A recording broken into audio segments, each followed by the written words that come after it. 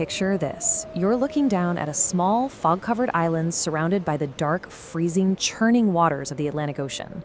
From a distance, it looks completely quiet, peaceful even. But as you probably already know, for over 2 centuries, this tiny little stretch of land has fiercely guarded a massive secret.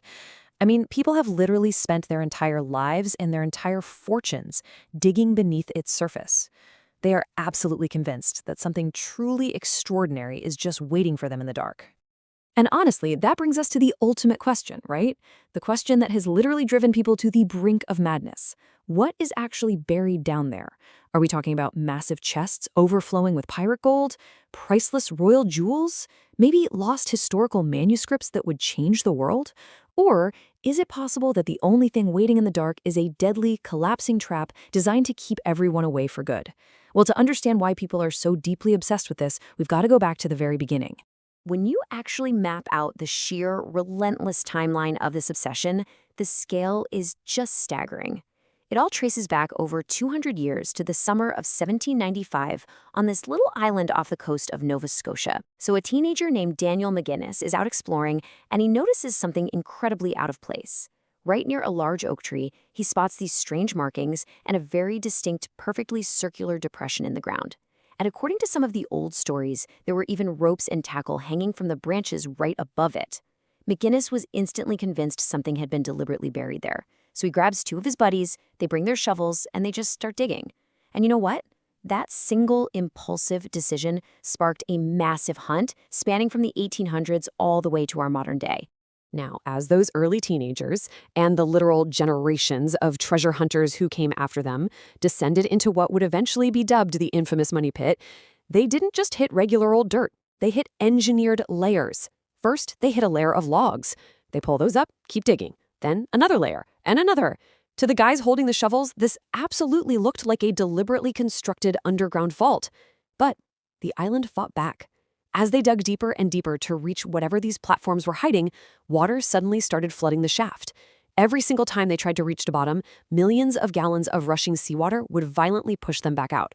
So this is absolutely crucial. How do we interpret what was actually happening underground? We basically have 2 completely different camps here. On one side, you've got the believers. To them, this was not just some random flooding. Oh no, this was an ingenious, ancient flood trap. They believe there are man-made underground channels directly connecting the money pit to the ocean, acting as a brilliant booby trap. You dig too deep, boom, seawater rushes in, treasure stays safe. But then, on the flip side, you have the skeptics. And they argue that this thrilling Hollywood-style story is really just a big misunderstanding of natural geology. You see, Nova Scotia has incredibly complex underground water systems naturally. So the skeptics say, if you dig a massive, deep hole right next to the ocean, yeah, it's going to fill with seawater. But here's where things take a pretty dark turn. As the years turned into decades, the physical danger of these excavations became very, very real. Over the centuries, several people involved in these massive, super unstable digging operations actually lost their lives in tragic accidents. And this staggering human cost gave rise to one of Oak Island's darkest and, honestly, most chilling legends. It's a saying whispered among the treasure hunters: 7 must die before the treasure can be found. Now, whether you buy into that as some ancient sinister curse protecting a vault, or you just see it as a grim reality of dangerous underground mining, it undeniably raised the stakes. It made the island globally famous. And you might be wondering, why on earth were people willing to risk their lives for this? Well, it's because of what they were occasionally pulling up from the mud. Over the centuries, searchers have reported finding a genuinely bizarre array of artifacts. We're talking old coins, strange metal fragments, deeply buried wooden structures that shouldn't be there, and various ancient-looking items. But perhaps the craziest of all, anomalous coconut fibers. Think about that for a second. Coconut fibers have absolutely no business being anywhere near the freezing waters of Nova Scotia. To the believers, physical clues like this are just absolute smoking gun proof that visitors from far, far away engineered this site long before 1795. However, if we take a step back and apply Occam's razor to all this data, the skeptical take provides a much more grounded, everyday explanation. Skeptics are quick to point out that many of these objects could have simply washed up and been deposited there by natural ocean currents over thousands of years. Or, honestly, they could just be the result of completely ordinary human activity. Ships sailed by all the time back then. Early settlers left behind debris, things got dropped in the dirt. In fact, some of these miraculous discoveries have been hotly disputed by historians for years. But let's be real, ordinary historical debris doesn't fuel a 200-year treasure hunt. The sheer mystery of what was pulled from the ground births some absolutely massive, mind-bending theories. Let's dive into some of the wildest ones. One of the most fascinating hypotheses out there is the Knights Templar theory.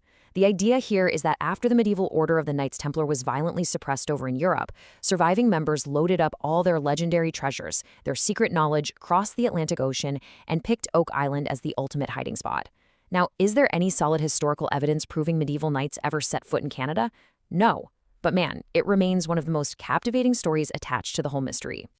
Now, if medieval knights aren't exactly your style, how about pirates? Because another massively popular theory suggests that the island is the final resting place for the plundered wealth of none other than the legendary pirate Captain Kidd. I mean, the idea of a notorious pirate bearing a massive haul of loot on a secluded, trap-filled island, that is the classic X marks the spot narrative. It perfectly aligns with the original vision of the money pit as this hidden vault for stolen gold. But much like the Templar theory, conclusive proof of pirate treasure down there has remained entirely elusive. And here is the truly sad irony of the money pit today. Finding that original proof might now be harder than ever before. Why? Because after 200 years of continuous, frantic digging, collapsing shafts, and dropping heavy machinery into the earth, the original site is practically unrecognizable. Generations of well-meaning treasure hunters have likely accidentally destroyed the exact thing they were trying to find. By constantly digging new shafts just to bypass the flooded ones, they've basically turned the entire underground area into a confusing, structurally unstable maze of tunnels. It's like a giant subterranean Swiss cheese. At this point, it's entirely possible that this maze has obscured the original geology so badly that we literally can no longer tell what is natural, what is original to the mystery, and what was just left behind by some guy with a shovel in 1850. But hey, that absolutely has not stopped the modern searchers. Today, the hunt is completely transformed. We have officially traded in those wooden shovels and pickaxes for some seriously sophisticated technology. Modern researchers are out there right now utilizing high-tech drilling equipment to pull up core samples from deep, deep within the bedrock.